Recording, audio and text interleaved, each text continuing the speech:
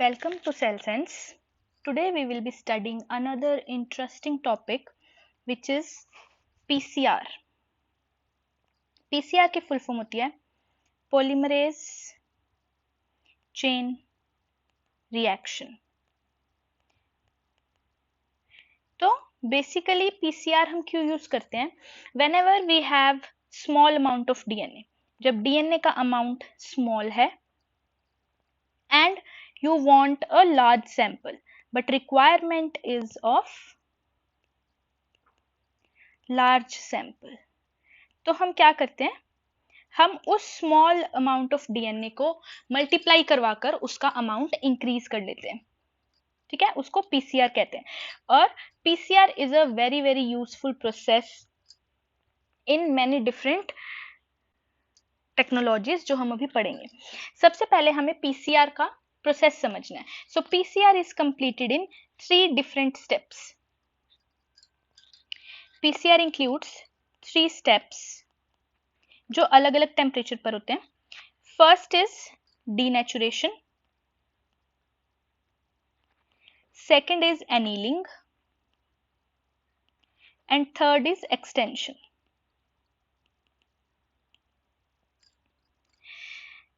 जैसा कि सबको पता है कि जब डीएनए रेप्लिकेट होता है तो it should be single stranded DNA. तो फर्स्ट स्टेप में क्या होता है? First step is same, denaturation. Double stranded DNA को सिंगल स्ट्रैंडेड डीएनए में कन्वर्ट किया जाता है। This is your double stranded parent DNA, 5 prime, 3 prime, 3 prime and 5 prime. This is double stranded DNA. Now this double stranded DNA will be converted to single stranded DNA and this process is known as denaturation. तो जब भी आप DNA को high temperature पर treat करते हैं, उसके जो अंदर के हाइड्रोजन बॉन्ड्स होते हैं, एटीजीसी बॉन्ड्स होते हैं which are bonded by hydrogen bonds, वो ब्रेक हो जाते हैं एंड जो डीएनए होता है वो सिंगल स्ट्रैंडेड हो जाता है। तो डीनेचुरेशन कितने टेम्परेचर पर होती है? It takes place at around 95 degree Celsius. So first step is denaturation. Now coming to second step, अब आपके पास क्या है? Now you have a single stranded DNA. Now comes the second step which is annealing. Annealing कितने temperature पर होती है? It takes place at a range of 55 degree Celsius to 65 degree Celsius. Annealing में क्या होता है? नाउ अगर आपने डीएनए रेप्लिकेशन पढ़ा है तो आपको ये पता होना चाहिए कि डीएनए रेप्लिकेशन में डीएनए पॉलीमरेज को काम करना शुरू करने के लिए इट रिक्वायर्स आरएनए प्राइमर्स। तो एनीलिंग में क्या होता है? 3 प्राइम एंड पर आरएनए प्राइमर्स ऐड हो जाते हैं। So this is 5 prime, 3 prime, 3 prime and 5 prime. तो अब क्या होगा? 3 प्राइम एंड पर आरएनए प्राइमर्स ऐड हो जाएंगे। आरएनए प्राइमर्स ऐड हो जाएंगे तो क्या होगा? Now the DNA replication will begin. What are RNA primers?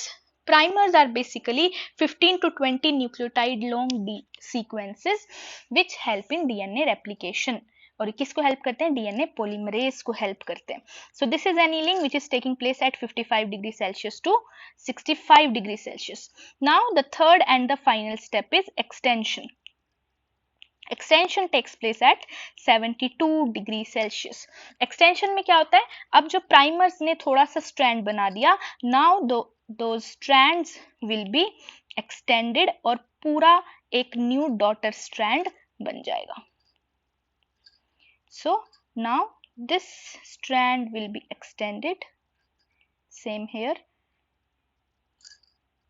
this is 5 prime to 3 prime and this is 5 prime to 3 prime. अब आपके पास क्या है? Now you have a replicated DNA. आपने शुरू कितनी कॉपी से किया था? 1 copy of DNA. Now you have 2 copies of DNA. Okay. So this is your replicated DNA.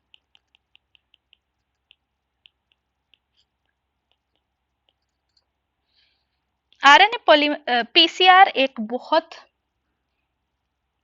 ही ज़्यादा सक्सेसफुल टेक्निक है। अब इसमें आपको ये ध्यान रखना होगा कि एक्सटेंशन में डीएनए पॉलीमरेज का यूज नहीं होता जो नॉर्मल डीएनए रेप्लिकेशन में होता है।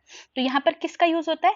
Here a enzyme called Taq polymerase is used and Taq polymerase is taken from a bacteria called Thermus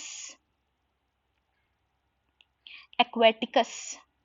Now why Thermus aquaticus and why Taq polymerase and not DNA polymerase? क्योंकि DNA polymerase जो होता है वो higher temperature पर denature हो जाता है, वो अपना काम नहीं कर पाता जो उसको करना चाहिए डीएनए रेप्लिकेशन का। तो इसीलिए हम क्या करते हैं, एक ऐसा एंजाइम यूज करते हैं जो which is an functioning same, it क्या कह सकते हो कि it is a analog of DNA polymerase और उसका नाम है Taq polymerase. It is taken from a bacteria called Thermus aquaticus जो कि बहुत हार्श कंडीशंस पर सर्वाइव करता है, मतलब बहुत हायर टेम्परेचर्स पर भी डीनेचर नहीं होता। तो हम उससे टेक पॉलीमरेज नाम का एंजाइम लेते हैं and that is used in place of DNA polymerase in PCR. Okay, क्योंकि ये हायर टेम्परेचर पर डीनेचर नहीं होता एंड इट वर्क्स वेल। तो अगर डीएनए पॉलीमरेज की पीसीआर की 30 साइकिल्स चलाई जाए, सेम प्रोसेस 30 टाइम्स किया जाए, so at the end of 30 cycles you will have 1 billion copies of DNA. तो आप देख रहे हो कितना एफिशिएंट मेथड है डीएनए को रेप्लिकेट करने के लिए। तो हमारे पास लैब्स में पीसीआर मशीन्स होती हैं, उनमें आपको कुछ नहीं करना होता, सिर्फ अपना रॉ मटेरियल डालना होता है and you have to set कि आपको कितनी साइकिल्स चाहिए, उतने कैलकुलेटेड टाइम के बाद आपको उतनी कॉपीज ऑफ डीएनए मिल जाती हैं। अब पीसीआर का यूज कहाँ कहाँ पर होता है? पीसीआर का बहुत सारी जगहों पर यूज होता है। सबसे पहले अगर कोई क्राइम सीन पर सैंपल मिला, ठीक है, ब्लड सैंपल मिला, but that blood sample is very very less to test for criminals, तो क्या करेंगे, आप उसको एम्पलीफाई कर सकते हैं and then you can go for testing. ठीक है, डीएनए फिंगरप्रिंटिंग भी हम जिसको कहते हैं। So DNA fingerprinting also involves PCR. और भी बहुत सारे केसेस में जहां पर डीएनए का सैंपल बहुत कम होता है वहां पर हम पीसीआर का यूज करते हैं to increase the amount of DNA, ताकि अच्छे से टेस्टिंग हो सके। एक और पीसीआर का ये बहुत अच्छा यूज है which is in medical science. Medical science में आप क्या करते हैं, किसी भी डिजीज के सिम्टम्स आने से पहले ही आप उस डिजीज को डिटेक्ट कर सकते हैं। Detect a disease before it's symptoms appear. कैसे करेंगे? हम क्या करते हैं, हम उस सस्पेक्टेड ऑर्गन में से या सेल में से उसका डीएनए ले लेते हैं और फिर हम उसे पीसीआर से एम्पलीफाई करवा देते हैं। जब आपने उसे पीसीआर से एम्पलीफाई करवा दिया तो आप उसको टेस्ट कर सकते हैं ऑलरेडी, जब उसके सिम्टम्स कब आने थे, उसके सिम्टम्स तब आने थे जब वो सेल मल्टीप्लाई होता, उसका डीएनए अमाउंट ज्यादा होता। हमने ऑलरेडी वो डीएनए अमाउंट लैब में उसका अमाउंट बढ़ा दिया and we are testing for any pathogen और इट्स जीन्स। तो पीसीआर का मेडिकल साइंस में भी बहुत यूज है, हम इसको डिटेक्ट कर लेते हैं मॉलिक्यूलर टेक्निक्स के लिए। ओके, जैसे एग्जाम्पल है कि एड्स के जो सस्पेक्टेड पेशेंट्स होते हैं उनमें हम एचआईवी डिटेक्शन में इनको हेल्प कर सकते हैं। ह्यूमन इम्यूनोडेफिशिएंसी वायरस की, क्या उस वायरस का डीएनए सेल में है, अगर कम अमाउंट में भी है तो हम पीसीआर से उसको मल्टीप्लाई करके चेक कर सकते हैं कि is the patient AIDS positive और नेगेटिव। देन हम कहाँ पर इसको यूज कर सकते हैं, हम इसको यूज कर सकते हैं to detect mutations in genes in cancer cells. Cancer patients की, कैंसर पेशेंट है उसके, हमें डॉक्टर को डाउट है कि उसके किसी जीन में म्यूटेशन हो गई, बट हमारे पास जो डीएनए है वो भी उतना उसने रेप्लिकेट नहीं किया कि आप उसके डीएनए को जीन्स के लिए स्टडी कर सको। सो आप क्या करेंगे, you will take out the suspected DNA and you will increase its amount from PCR and you will detect the mutations in genes. Okay, and PCR बहुत सारे जेनेटिक डिसऑर्डर्स की डिटेक्शन में यूज होता है। So PCR is a very very important technique जो आपको पता होनी चाहिए, और आप बिगिनिंग फ्रॉम 10th उसको अपनी लाइफ टाइम, अगर आप बायो फील्ड में है तो आप उसको पढ़ते रहते हैं, बस थोड़ी एडवांसमेंट्स के साथ। So everyone should know about this basic technique which is PCR and is very very helpful in our daily life. I hope this video is useful for you. Thank you.